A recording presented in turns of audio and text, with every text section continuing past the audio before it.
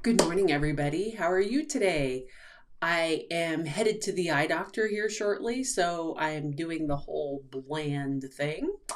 Um, Question for you. Have you ever wondered why diets fail or what you can do to guarantee success?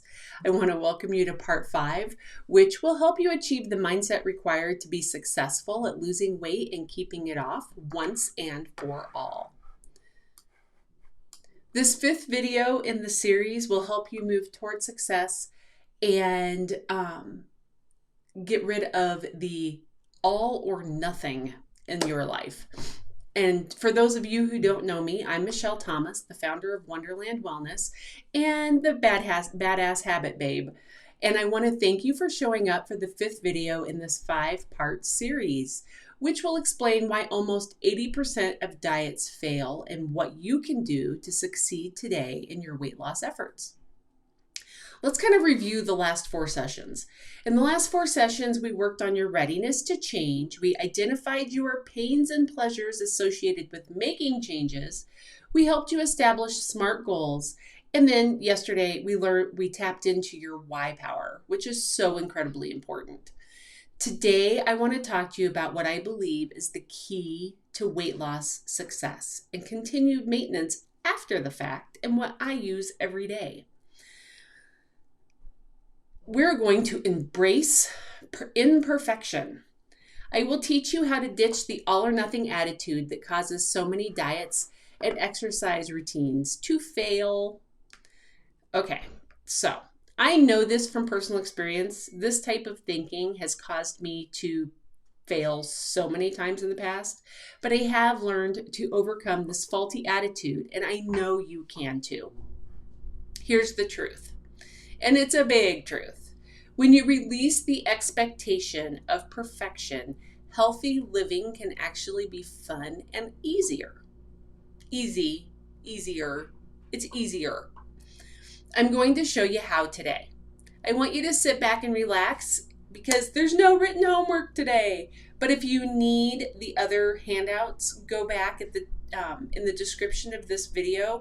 I did put a link to a page that will give you all 4 of the handouts for the other 4 videos.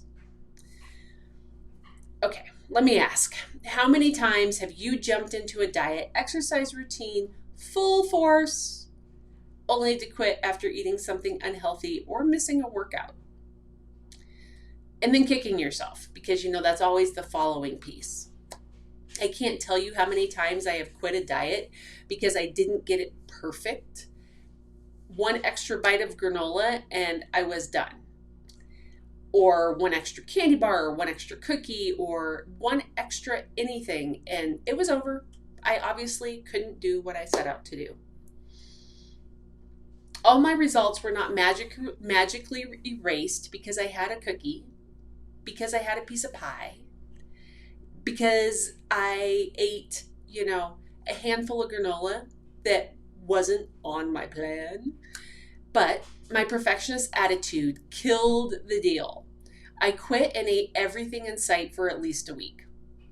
I started diets so many times, and the minute I went even slightly off track, I quit and started with the inner hate circle. I had no control. I obviously couldn't lose weight. I was fat. I was lazy. These were all things that went through my head. It sounds kind of ridiculous today because, last night I had an extra handful of granola and it was really tasty, but I was a little extra hungry, so I had it.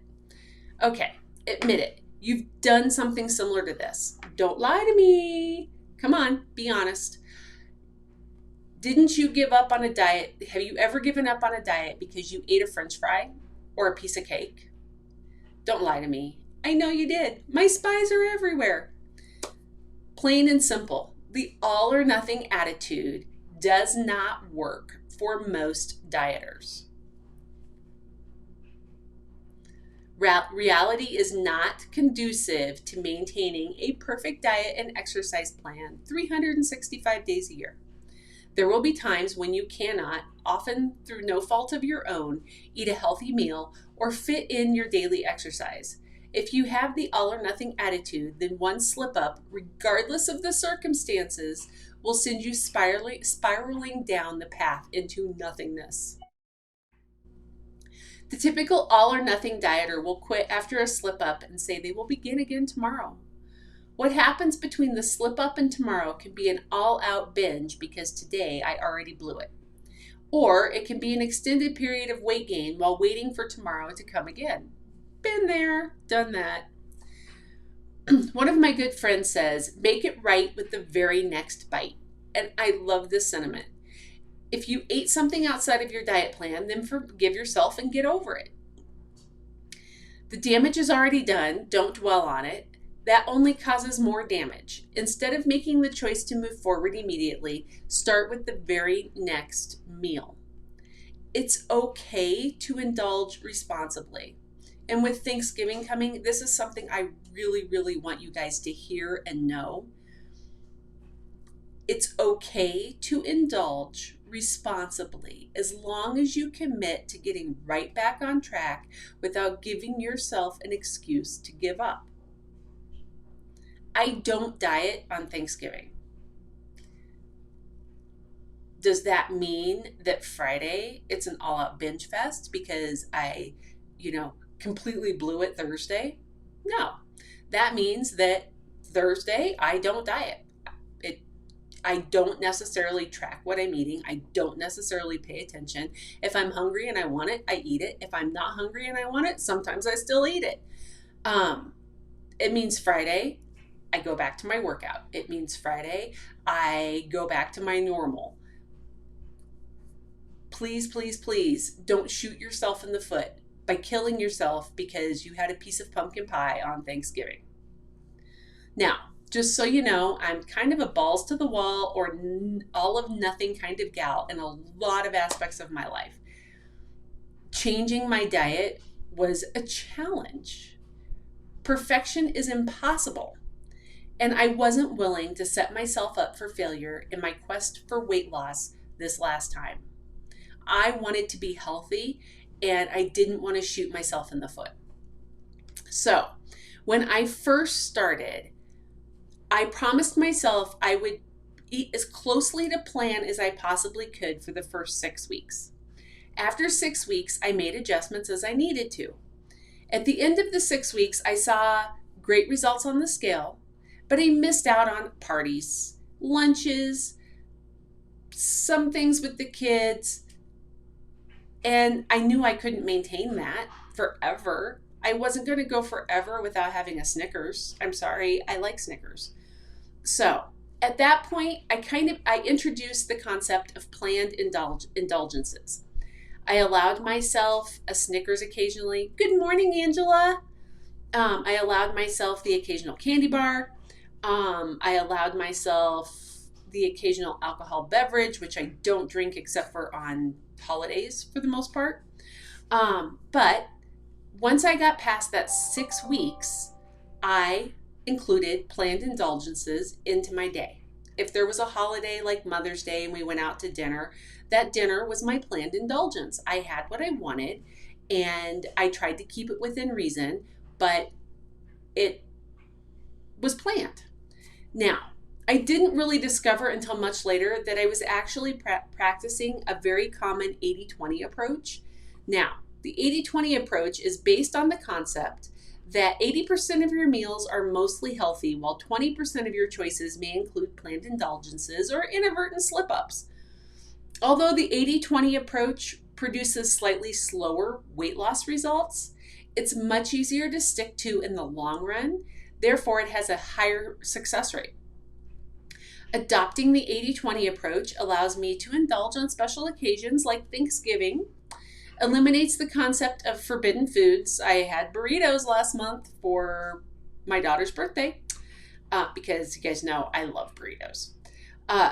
Gives me structure to follow while allowing for flexibility when needed, and enables me to easily maintain my 120-pound weight loss.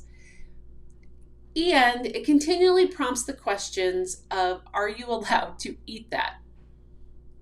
It cracks me up. When we go somewhere and I choose to have something that is, ice cream, or when we go to the fair in the summer and I have fried dough, people look at me, are you allowed to eat that? Yeah, I can eat whatever I want. I just choose to eat it at specific times and then choose not to go overboard. So it's the 80-20 rule, guys. The 80-20. It's not going to get you to lose 100 pounds in 4 months. I did that, and then I gained it all back in 6 months because I didn't apply the 80-20 rule. So the concept of moderation is not really easy. If you're an emotional eater, it takes practice and self-restraint, trial and error, and sometimes emotional ups and downs. But I will tell you, the payoffs greatly exceed the efforts. I love being able to eat burritos and birthday cake on my kid's birthday because they're like me and they like burritos. And I love to eat pumpkin pie and stuffing and mashed potatoes and gravy on Thanksgiving. Whenever I discovered that I am unable to practice moderation, I eliminate the food from my diet until I'm ready again. For example, I recently had a battle with chocolate granola. I was enjoying a handful a day in my nightly yogurt, which suddenly turned from one appropriate handful to a half a bag. At that point, I banned the little bundles of chocolate goodness from my cupboard, and I was very sad. But stress was triggering the multiples, and I knew I couldn't be trusted until I figured out how to stop the behavior. I'm happy to say the bundles of chocolate goodness have returned to my home, and a bag has been known to survive almost 2 weeks without depletion, which is pretty good. I can handle 2 weeks. It's perfectly okay. Oops, I just used the word perfect. To incorporate planned indulgences into your diet, if done in moderation. In fact, many of the top fitness and nutrition experts strongly recommend eating controlled portions of your favorite not so healthy food because it won't ruin your otherwise healthy diet. And you may find indulgences make you eat much healthier than you're required to on other days. Important concept here, guys. Pursuing perfection is a race to nowhere. I'm going to say it again. Pursuing perfection is a race to nowhere. Now, I want to congratulate everybody that has made it through this 5-part training. Great job getting through the exercises. I know that wasn't easy. I have given you 5 powerful tools to begin changing your mindset, and the great news is there's many more in my toolbox. I'm absolutely committed to being here to inspire and empower you to live happy and healthy. If you would like to learn more while exploring the possibilities of working together, then join me in my Facebook group. The Wonder Sisters, Angela came up with that, and I are there to support you on your journey. So, I will tell you, as in many of my programs don't really open until February. I'm not asking you in to sell you anything. I'm asking you in to be a part of the amazing community that we have. It's a win-win, and who doesn't love a win-win? But I want to thank you so much for taking the time to be here with me in order to take care of you. If you have the right mindset and skills, you can and will accomplish any and every health and fitness goal that you set for yourself.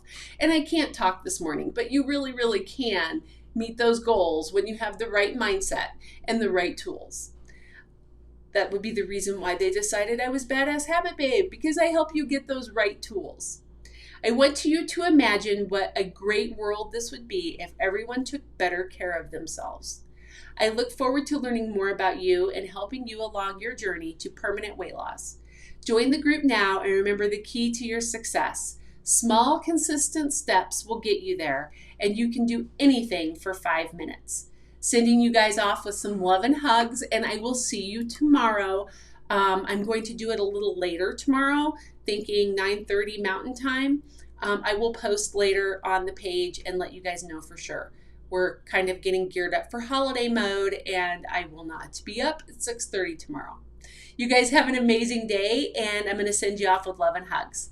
Bye.